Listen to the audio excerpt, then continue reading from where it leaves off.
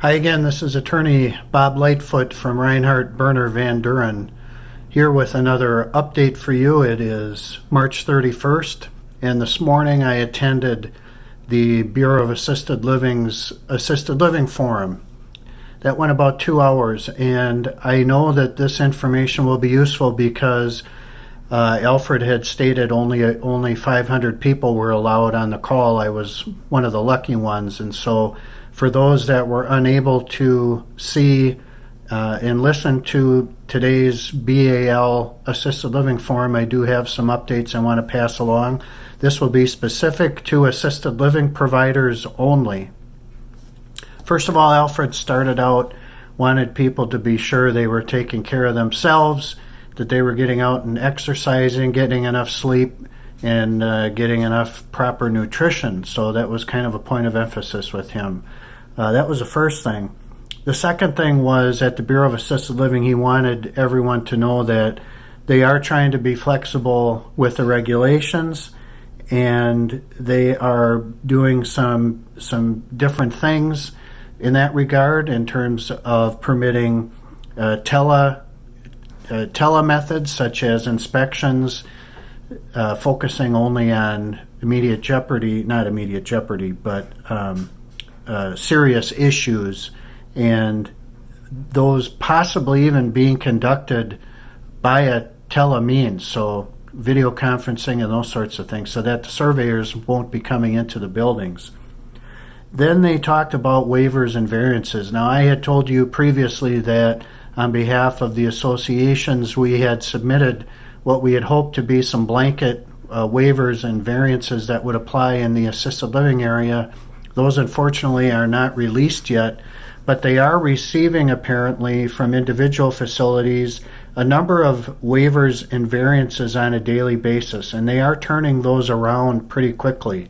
So my advice and their advice on the call today was to go to the website and get the assisted living waiver form. It's pretty easy to find on the DHS website, and fill it out completely. Don't leave out any parts, especially how you are going to work around what you're asking to be either waived or given a variance to. And quite frankly, they said a lot of these are being granted as variances even though they're submitted as waivers, because you are finding another alternative means to meet the regulatory provision.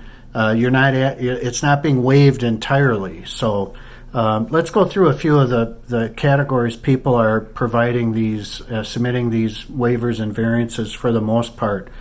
So they are on the communicable disease and TB testing. And again, these are being granted more as variances because they are not waiving those requirements. You're still going to have to do it, but they're just probably giving you extra time. So if you do submit for a variance or a waiver, make it a variance and tell them how you are going to meet that regulation further down the road. Next would be they've been getting a lot of requests to hire minors for caregivers. So that is one area. Just be sure that you're not hiring minor caregivers to do some of the things that require the extra training, such as passing medications. And also they said be sure that you're providing enough supervision for the minor staff. That was important, and then they've been granting those.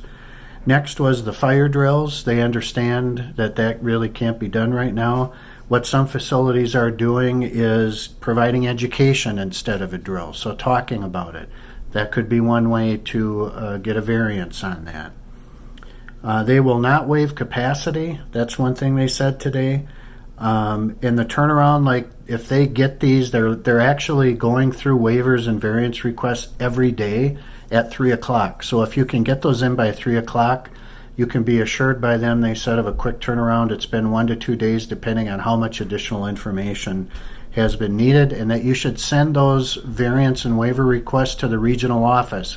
If you have multiple locations, you only need send it to one of the regional offices, and then they will apply that waiver or variance to the facilities in the other regions. So submit it to one of your regional office locations, and then they will grant that. Next, they talked about the provider responsibilities, and that is primarily being, number one, prevent the spread of the infection, 2, treat your residents, and 3, don't stop communications with the residents. That will be very important. Then folks from UW Green Bay got on the line, and they talked a little bit about training, about the distance learning. These are still being, the training's still going on, but it's been being accomplished through distance learning, that all these DHS approved classes can be taken into account and performed. You should go to the UWGB training website for more information on that. Then representatives from the Board of Aging and Long-Term Care talked a little bit. They talked about a couple of issues, or several issues actually. First was the restrictions on visitation. They referred to their department memo from March 20th, so please refer to that. That still has all the restrictions on visitation, and they are in agreement with those, but they also did say that they are not, you do have to follow resident rights, that there's not a suspension on resident rights. The next was that with regard to residents going out and returning from the hospital, that you cannot refuse to admit those folks, that they have a right to come back, that's their home, they have a right to come back there. And so they had hoped that people weren't refusing people coming back even if they were positive for COVID-19.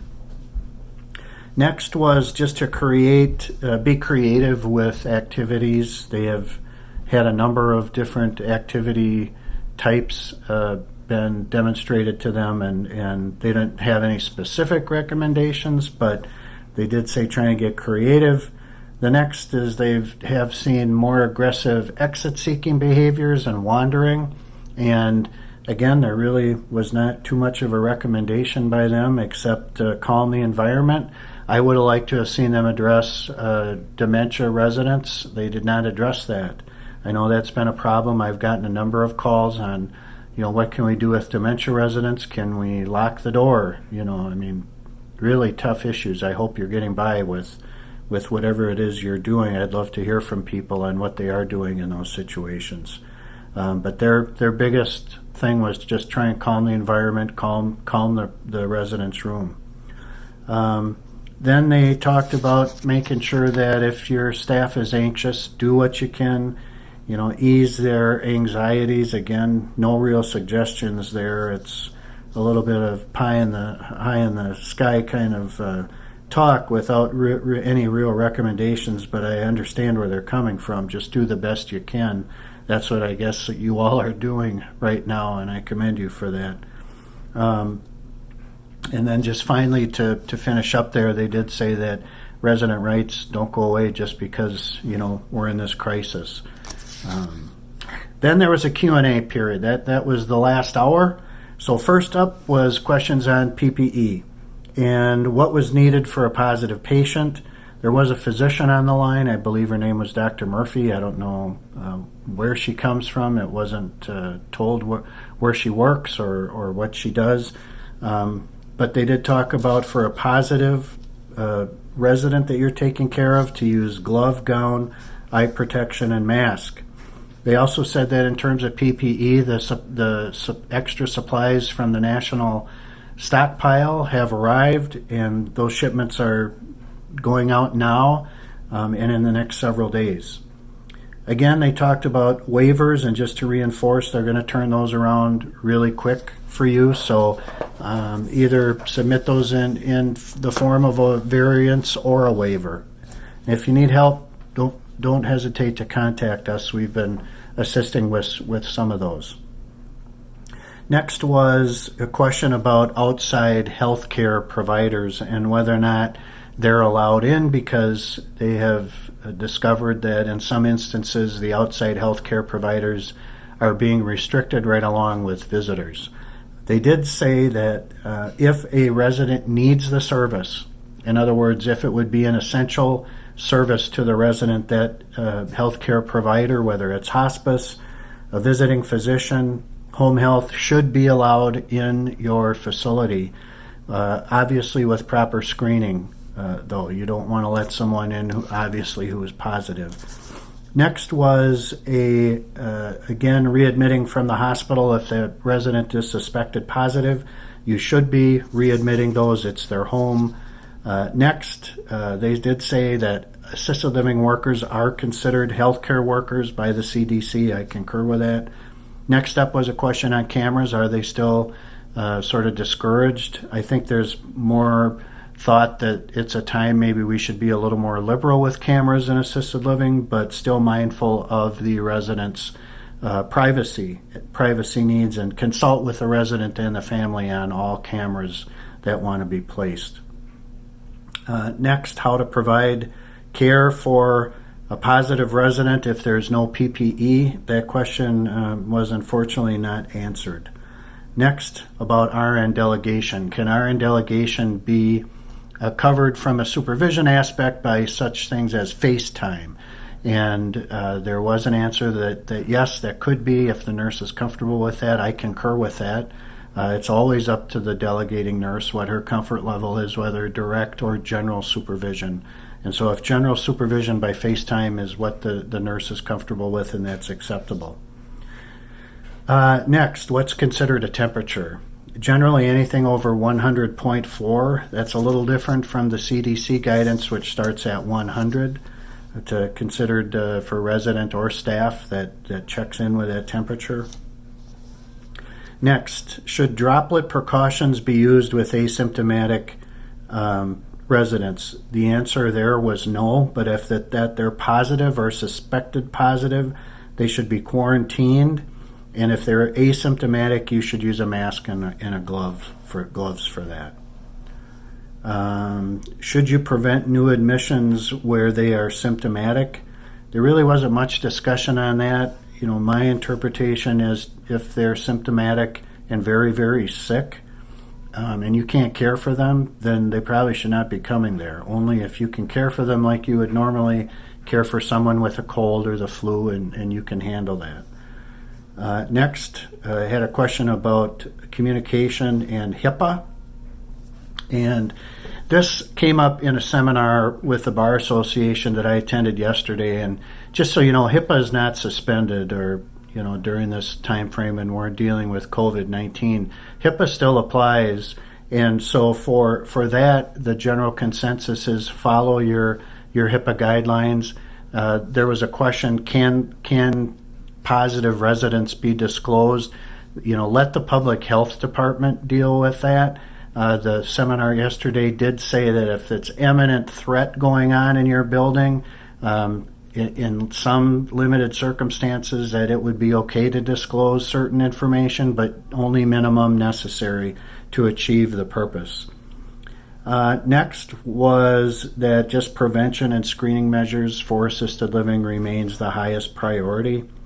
If a healthcare worker is exposed but asymptomatic, what should happen? The physician said that they should wear a face mask. I know from prior guidance they can come to work if they're asymptomatic as long as they wear a mask, even if they've been exposed. If staffing allows, the best would be to quarantine them, but that's probably not possible given the staffing levels currently. The next question was, can masks be reused? And so for 3 days, they could be reused if a face shield is being used in conjunction with the face mask. Otherwise, without, should be thrown away. Ideally, after 1 day, should be thrown out at the max 2 days after 2 days continuous use.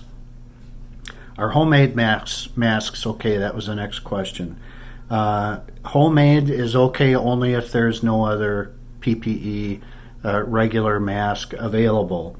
And the reason for that is homemade masks are not considered PPE because they don't have the proper filtration. But again, if you use perhaps a face shield along with a homemade mask, that would certainly enhance its efficacy. Then the last question had to do with independent living. This came up in my practice. And there is CDC guidance on how to handle visitors and residents in independent living. Obviously, if you're part of a CCRC or a campus, that's going to maybe have some additional considerations. Obviously, if you have a floating RCAC where you have independent and RCAC, you should be following the more stricter guidelines that would pertain to RCACs. So that was it, and Alfred wanted everybody to know they're going to start doing a twice a week assisted living update for everyone. So I will be attending that if you can't. So stay tuned. Follow me at Bob Lightfoot on Twitter. You can also go to my LinkedIn and we can hook up there. I've been giving a lot of updates via LinkedIn, Twitter, and I also have Facebook is Robert Lightfoot. You can find me on Facebook to get all the updates that hopefully you need, and I wish you well. Please stay safe. Thank you.